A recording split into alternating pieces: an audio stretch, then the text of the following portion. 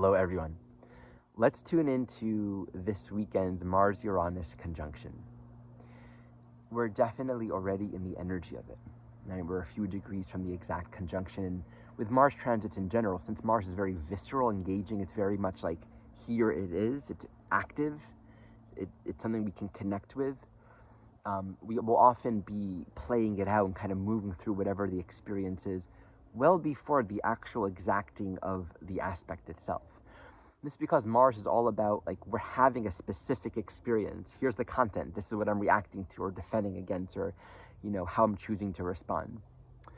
And it's a very engaging learning experience whenever we have a strong Mars transit. Uranus is a little bit different. And this is something that I've observed over many years. I've never heard anyone speak to this. I'd be very curious to hear those who track transits if you've noticed something similar. And I can't say it's always like this, but often. And I've kind of been surprised by this. I've often noticed that Uranus transits are the exact transit. I mean, I've had many personal experiences of this.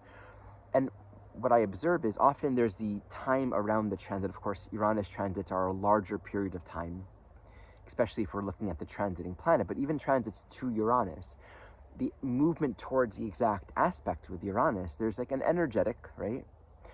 Archetypally, it's manifesting. The dynamics are alive, but we're not able to identify exactly what they are. And this is because Uranus, in the way that Jeff Green borrowed the Jungian term, corresponds to the individuated unconscious. Total memories of all things we've ever experienced, embedded within our soul, but we're not conscious of them. They're not like identified or classified as a specific memory, but they're there. So we're going to have feelings or reactions or impressions or perceptions of our reality that are conditioned by these memories that we're not conscious of. In that sense, Uranus will say, until this is liberated, we're really not seeing anything as it is, right? There's a lot of subjective projection happening. And this is why when the exact transit often happens, there's some kind of significant shift.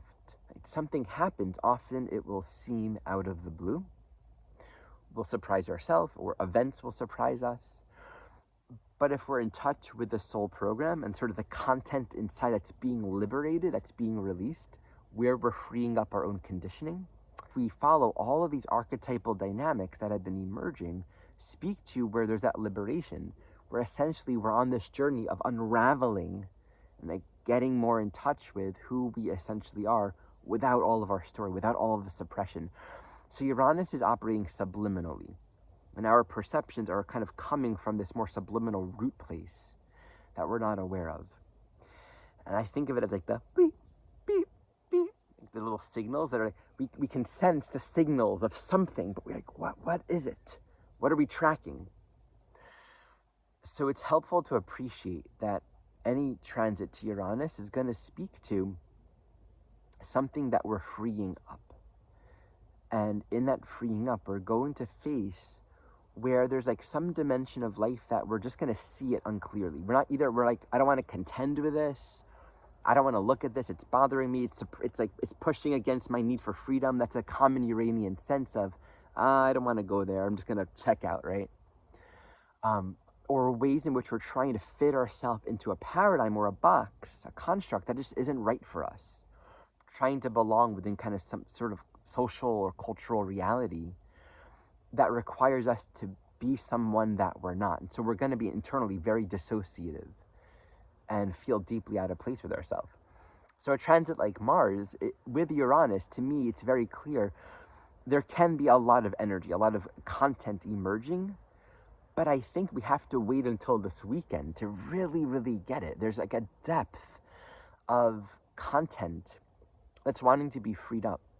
So the perspective that I would offer is look at where we're being triggered. Look at the content and the instigations that are just really strong right now. What is this with Mars, Uranus, and Taurus? So on the one hand, this is a signature, Uranus and Taurus, where there's a lot of resistance to change. I'm comfortable here. I know what I know. Don't ask me to change. Don't ask me to see things differently or to consider another way of being, another way of living, another way of thinking about my life.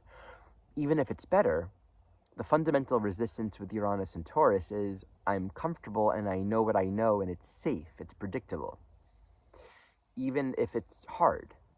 Right, so then that's one dimension of it. Mars, from that point of view, is like, look at how stressful it is. Look at how difficult it is to sustain a life and a way of living that is not in resonance with your vibration.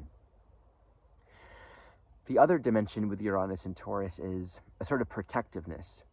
I need to protect and preserve what I've identified as my own way.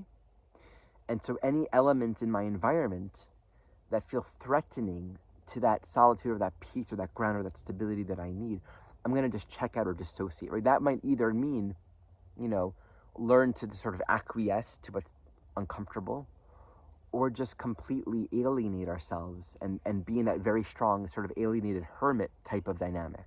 I'm alone, no one bother me. But again, in that situation, we're not really giving of ourselves. We're not actualizing ourselves in the world. We're not connecting with a more soulful way of participating in the larger ecosystem of humanity. There's a lot of protection in there. And so then Mars can sort of be like this unavoidable interruption to the peace that we're trying to sustain, right? I taught a class recently and I gave this example of this monk in a cave. It's been there for a long time. And they're doing great. They know how to get their water. They let their water filter through this whole rock filtration system. It's really quiet. They reach really deep states of meditation. And then like in the cave next door, this like new monk or, seeker moved in, and they snore and they make a lot of noise and they fidget during meditation. And suddenly all of this equanimity, right? It's like gone. This other monk is like, stop making all this noise. And this is like the world that we've thought is all tidy and put together. Mars comes and it's like, boom, like flicks that first domino. And that all of that suppressed Uranian content that we're not touching just kind of emerges. And that's hard because Taurus doesn't cope well with feeling deeply unstable. Essentially within Taurus, there needs to be a deep ground of security to know why to embrace and make the changes that are necessary in order to make them. Before that knowing of why to make the change, before it's clear, this is what I need to do and I know why I need to do it, it's so hard to do it. Because who wants to be like, I'm making a change or I'm embracing something vulnerable or difficult, but I have no plan. So I think there's something useful for us in just looking at where are we feeling very protective, bombarded, right? I think that bombardment energy can be really strong, or just feeling really suppressed. There's something that wants to open up here.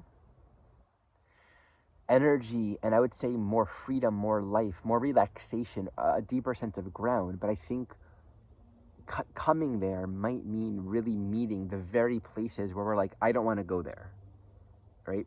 And of course, if we don't want to go there, Mars, Uranus might make us go there. It can be very easy to just like get really reactive.